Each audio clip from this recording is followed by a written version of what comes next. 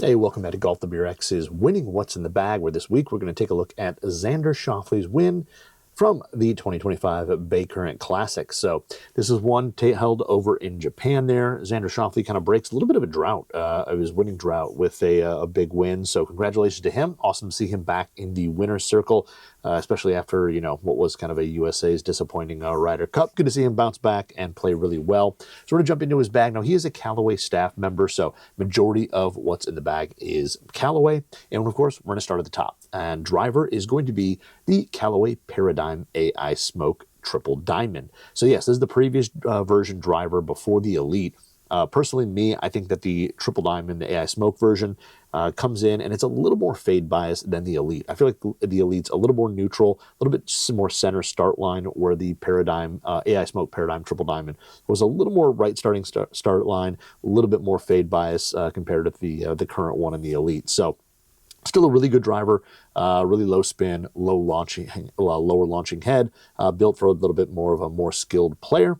Now this one here is playing, it's a 10.5 degree head, and it's actually lofted at 10.2, or digitally lofted at 10.2, and the hosel in this one is set to NS, which is the standard. So stated loft 10.5, which is measured to 10.2, and then neutral lie angle, so the standard lie angle on that driver. It's got two movable weights, one in the back, one in the front. You can kind of adjust these for swing weight, and also take a heavier weight, move it forward, lowers the launch, lowers the spin a little bit, move it back, kind of raises spin a little bit, add some forgiveness.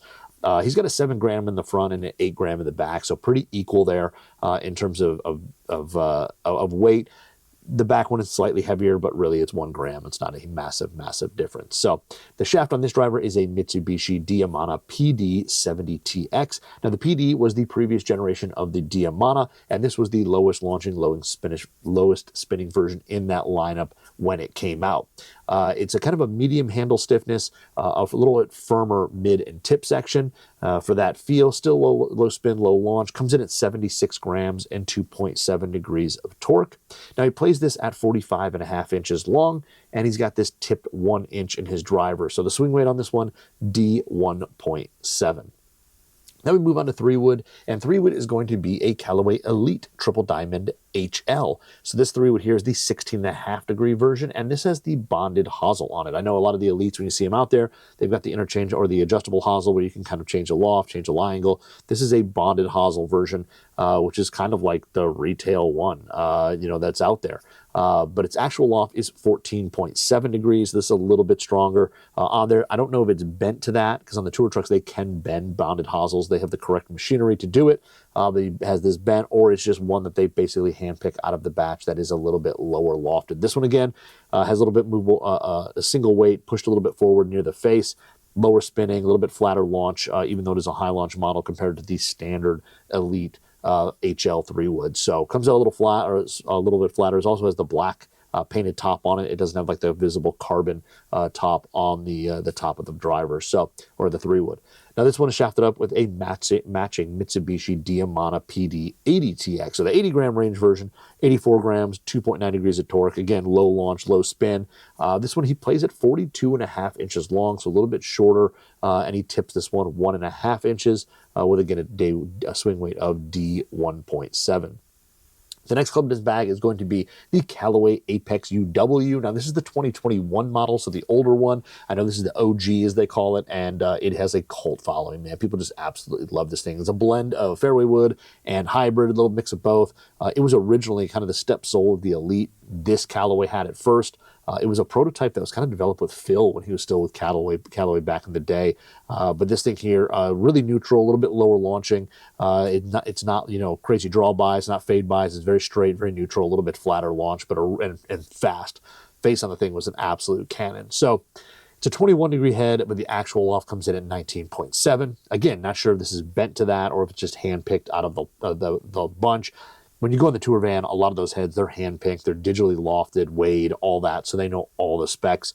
So this could be something that they just picked out at that loft. Maybe you wanted something a little bit stronger, or they bent it to his specs there. Now this one here is shafted up with a Mitsubishi D Limited 90TX. There's a lot of there was a D Plus Limited, D Limited, few different models. This is the D-Limited 90TX. Now, this is a tour-only part in the 90 gram weight range. They only made up to an 80TX for retail. So this one here, tour-only part, a little bit heavier to fit in this kind of 7-wood hybrid spot in Xander's bag. So it's in that 90 gram weight range, but I'm not sure what the actual weight is on it or the actual torque is on it because it just never was released. It's not a spec that Mitsubishi offers to us. Now this one here has kind of a medium plus stiffness in the handle, a firmer midsection, and then a medium plus tip section. So a little bit firmer in the middle, a little bit softer in the handle and the tip, but it's still low launch, low spin. And he's got this one playing at 40 3/4 inches long, tipped 1.5 inches with a D3 swing weight. So we move into irons, and his irons are the 2024 Callaway Apex TCB. This is the iron that, John Rahm plays. All these guys who play Callaway stuff, or even some that don't, play on tour. It's actually and he plays this 4 through 10 iron. Yes, instead of a pitching wedge, it does have a number 10 on the bottom, which is pretty cool. I always thought that was kind of a cool thing that Callaway did with some of these players' irons. And these are the raw heads, but they're a multi-piece construction. So they're carbon steel, I believe it's 1025 body. Then they have a stainless face that gets attached to it. And usually that's done for ball speed, increase height, ball speed, forgiveness, all that. With the TCB, it's done for a little different reason. It's done to create consistent spin throughout the bag. So they kind of modify how fast that face is and the grooves and all that stuff to make sure that these things spin consistently throughout the bag, whether you're out of the rough, out of a tight lie, anything like that. And they're extremely popular out on tour. So they're much smaller than some of the other irons. They're a little bit closer to like the CB in terms of size. And they do have just a touch of offset to them, pretty thin top line, but really good irons. His are the raw heads, which are interesting because the backs and the hosel and everything rust, but the face doesn't. Like the face stays, stainless steel. It doesn't rust. So it's pretty interesting about how they look from a dress or how they look in the bag because only half of them rust, which is pretty cool. And these are shafted up with True Temper Dynamic Gold Tour Shoe X100s, which I know we talk about literally every single week, but 130 grams, kind of mid-low launch, mid-low spin. And these things are weight sorted to 0.5 gram tolerance. So 0.5 gram heavier, 0.5 gram lighter, the 130, and that's the biggest variance that True Temper allows for those iron shafts. Again, playing them 4 through pitching wedge or 4 through 10 iron, he plays a standard length set, but he does play them 1 degree flat, and his 7 iron is based off a 35 degree 7 iron and a 47, almost 48, I think it's 47.8 degree pitching wedge. So a little bit weaker than traditional lofts out there nowadays. Now moving to wedges, and his wedges, his first one here is going to be the gap wedge. It is the Callaway Opus SP, and it is a 5210 S grind. Now it's bent to 53, so a little bit weaker. As we just said, his pitching wedge is a little bit weak, so to match that gapping, probably bends a little weak. This is the brand new Opus, the SP one, the one that just came out.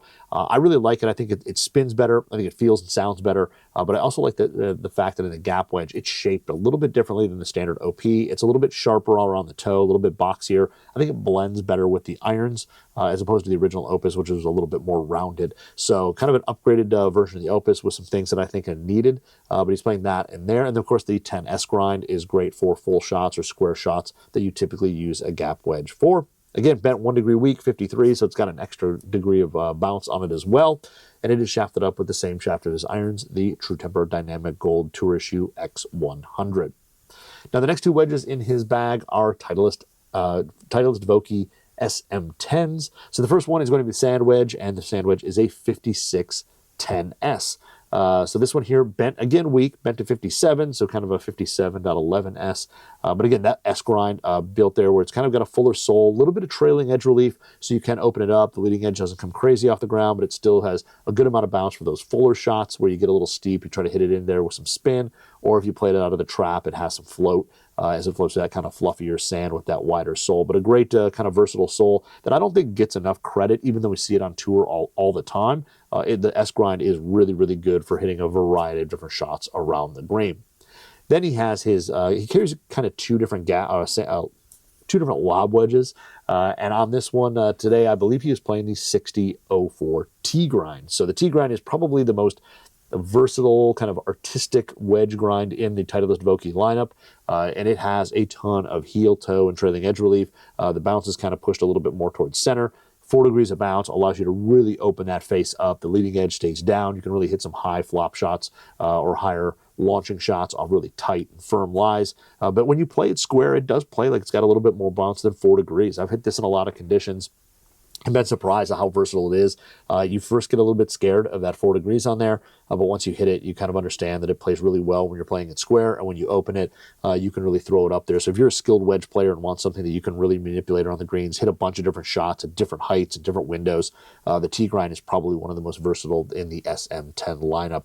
Now this one is also bent 1 degree weak, so it's a 61.05 technically T, but again, a great wedge there if you're a player who's looking to kind of, have a great creative short game.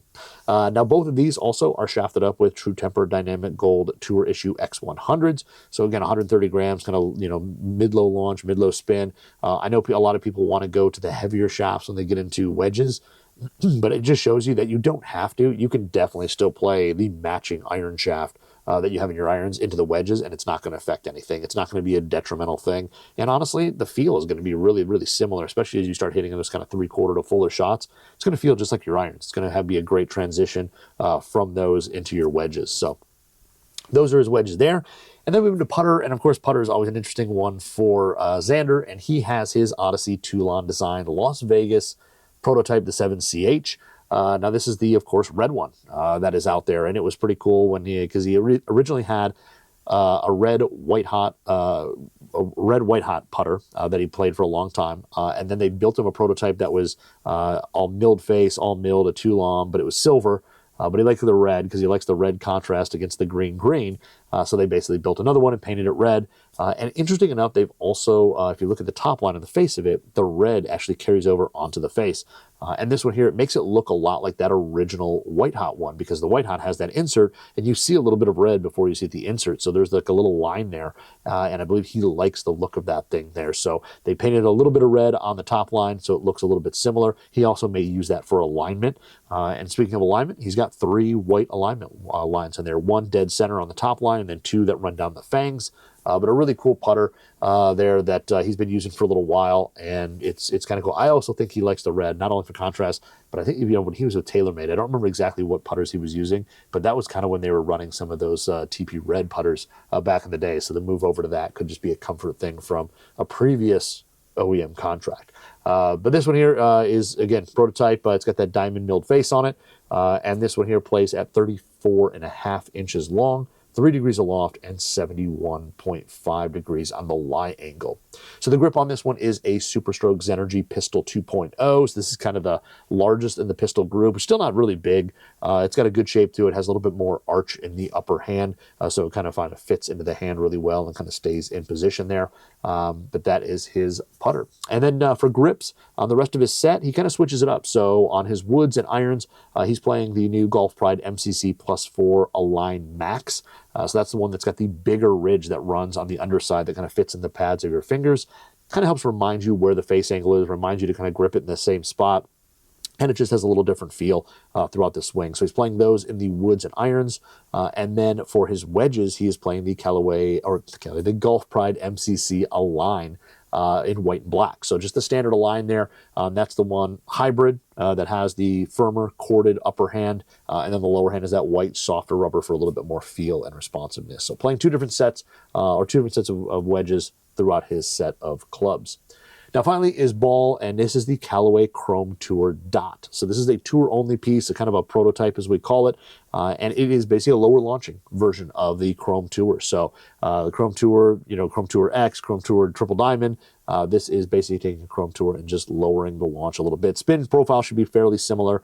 Sometimes those things change just slightly when you lower launch, but it should come out just a little bit lower there for Xander. So that is his set from winning the 2025 Baycurrent Classic. Congratulations again to Xander on that win. And that's all we got for this week. So check back next week, and we'll jump into the next winners. What's in the bag?